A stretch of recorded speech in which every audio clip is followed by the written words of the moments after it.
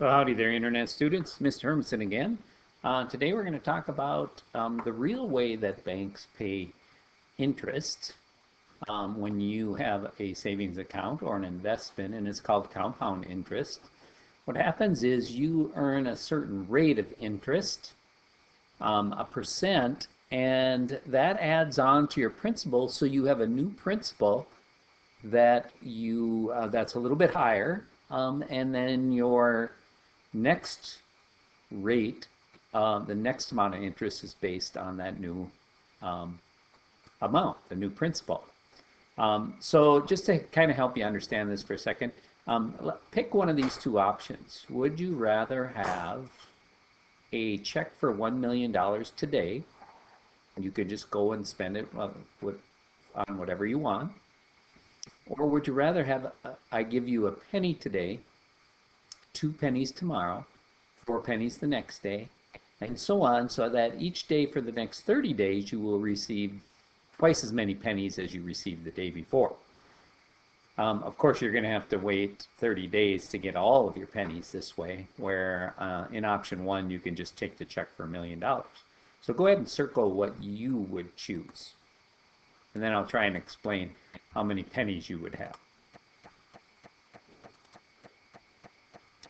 All right, so you made your choice. Option one is easy. You get $1 million. Option two is a little more difficult. I hope you tried to figure it out. Maybe you did. But I'm going to show you on a calculator what's going on here. So on the first day, you get 1 cent, right? And on the second day, you get 2 cents, which is twice what you got the first day.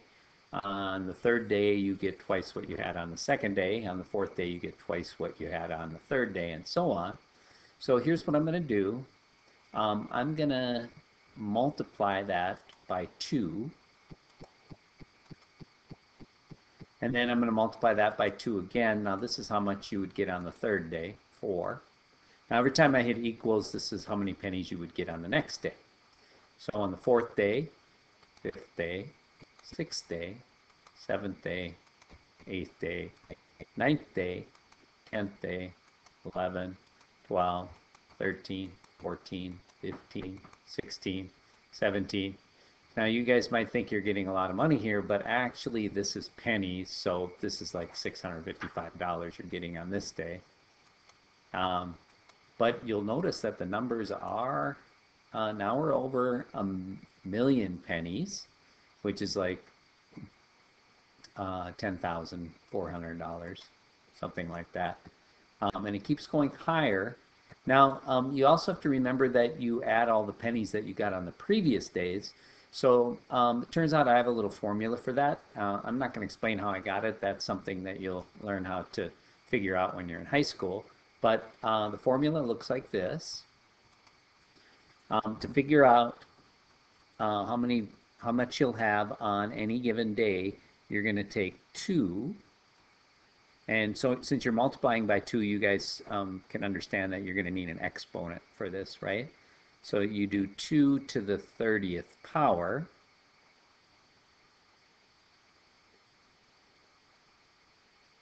Minus 1, because we'll have 1 extra day. That kind of depends on how many days you have in the month. So on the first day you would have 1 penny, which is 2 to the 0. So if there's 31 days in a month, then you would have 2 to the 30th power pennies on the last day. But now we need to add all the other previous days to that. And when you do that, you're actually going to end up with 1 more day's worth of pennies in a sense. So what we do is 2 to the 31st power minus 1. So now if I do that on my calculator, 2 to the 31st power, that's that number minus 1. And that's how many pennies you'll have. Let's divide that by 100 to see how many dollars we have. Oh, $21 million if you would have taken option 2. So what I wanted you to see from this is the power of multiplication. So, um, and uh, and actually, what a bank does is they figure out how much you have the next day, and then they compute the interest on that new amount. So you're actually making a little more each time. So in this little table, I'll help you understand what's going on. So let's say you start with $40,000 in the bank, okay, and you're going to earn 5% on that. So to calculate your interest, you're going to do 40,000 times 0.05, that's 5%, and that gives you $2,000 interest. So your new amount will be $42,000. Now, and this is like after 1 year. Notice we didn't multiply by any time here.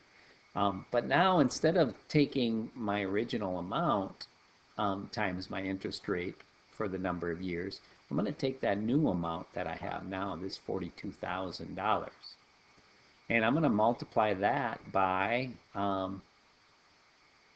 my 5%, so the new amount, so 42,000 times 0.05, and that gives me 2,100. And then I'm going to add that onto my 42,000, so add my principal plus my interest, and I get 44,100 now. Okay, so now I'll go back and do this. I'll let you do the last couple steps here. So fill in the rest of that table.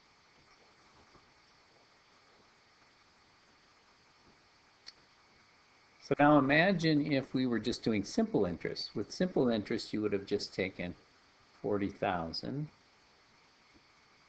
times 0.05 times the number of years, which is 4, and that would equal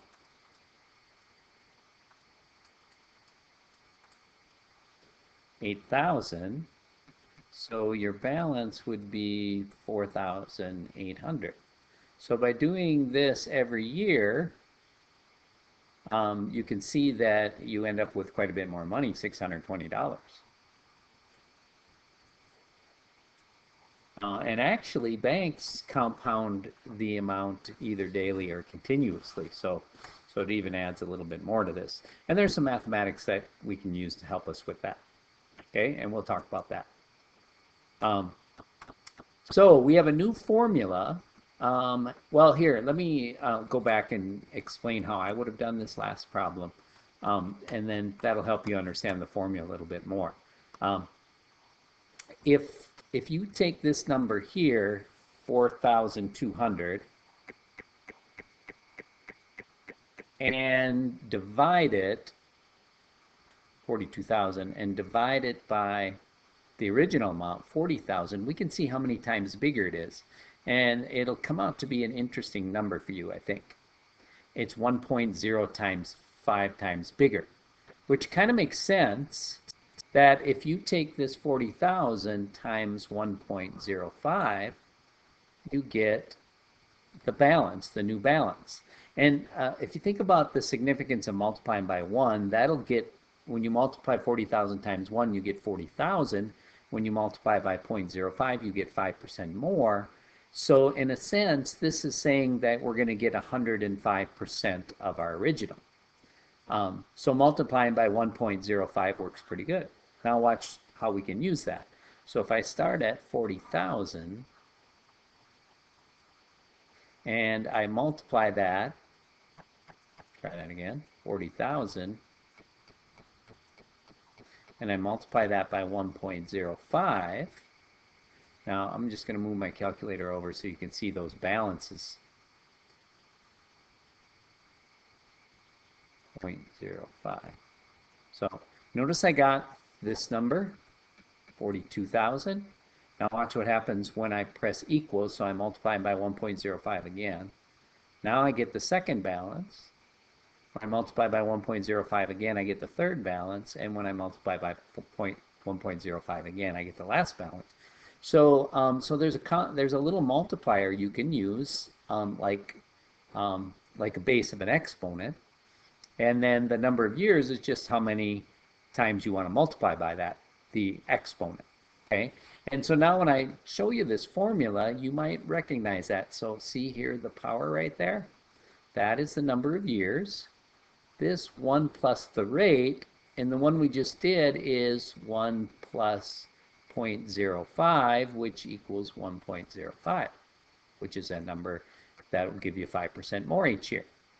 The P is the principal, just like we had before, and the B is the balance. Okay? So that's where those numbers come from. So 40,000 is how much we put in the account. That's the principal. The rate is 5%. Now we're going to write that as a decimal, 0.05. And the number of years is 4.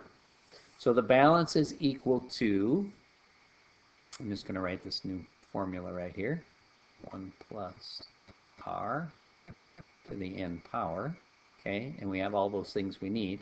So P is our principal, that goes here, 40,000. And then inside the parentheses, we're going to put 1.05 because we're going to add 1 to the rate of 0.05. And then we're going to do that to the 4th power. So on our calculator, and I'm going to use this calculator for this because I like it better. Well, I'll just use this. It'll look more like yours then. 40,000 times 1.05. And then we're going to raise that to the 4th power, the number of years. And we get the total all in one shot then.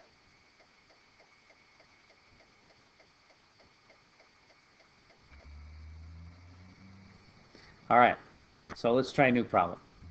When Tommy was born, his grandma deposited $1,000 in an account at an annual rate of, I should highlight some of these so I can go back and find them easy.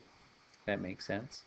$1,000 into account, now that's our principal, at an annual interest rate of 2%. For 18 years, the money in the account compounded annually. In other words, it gets refigured after every year. That's what compounded annually means. So 18 times we're going to calculate the new amount. Okay, how much did he get from his grandma?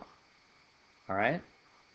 So in the end, so let's write down everything we know. Our principal is 1,000. Our rate is 2%, and our number of years is 18. Okay. And then we're going to use this formula, 1 plus r to the n power. And so our balance is 1,000 times, we're going to add 1 to the 0.02 to our rate. And we're going to do it to the 18th power. I think I'm going to use my graphing calculator because that way you can see the whole expression when I do that.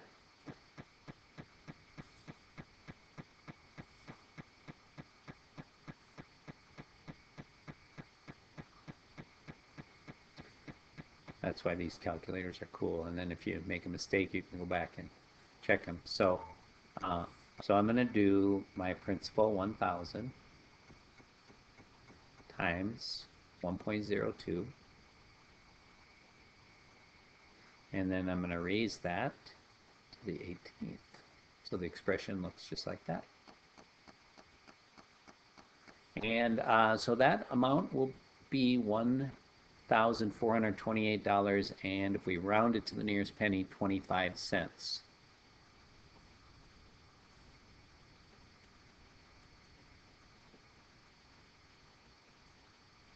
All right. How about you try one of those? Here's what I'm thinking you got for that one. All right. Let's try another one. What is the balance? So just to remind you, the money you start with, that's your principal. 6% is your rate. 9 years is your time. Go ahead and figure this one out. Now to figure out how much interest we earned, we're going to actually take the total amount that it's worth, the balance, and we're going to subtract the original principal. And then the leftovers is the amount we earned in interest.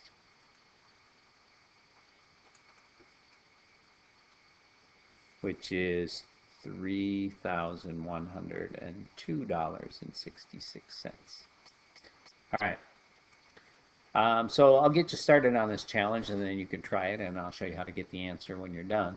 The balance of the deposit compounded annually at 5% over 10 years was 8,500. So this is the answer. Okay.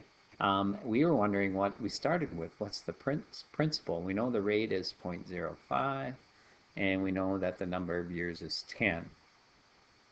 So I'll just set this up. Remember that your balance, which is 8,556, is equal to your principal, which we don't know what that is, times 1.05. We added 1 to the 0.05 to the 10th. Okay, I'm going to give you this hint. You can do this 1.05 to the 10th, get that answer, and then you would have to multiply that by the principal to get this number here. So remember that working backwards, you're going to want to divide. So give it a shot.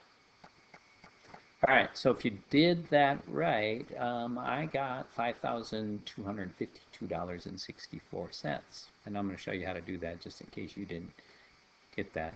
So 5252.64. So what I did is I took 8556 and I divided it by 1.05 to the 10th because I'm working backwards, backtracking. Okay, so on the calculator, I would do 8556 divided by 1.05 to the 10th. Now, your calculator should understand that the powers come first, so you don't have to worry about that order there. And there's the answer, $5,252.64. All right, so we're done here. Summarize, just make sure you're using the formula correctly. Probably the biggest mistake students make, at least what I've seen 8th graders do, is they forget to add the 1. But if you're looking at this, you won't forget that. Add 1 to the rate to get your multiplier. All right. Good luck on that assignment, and we'll talk to you soon.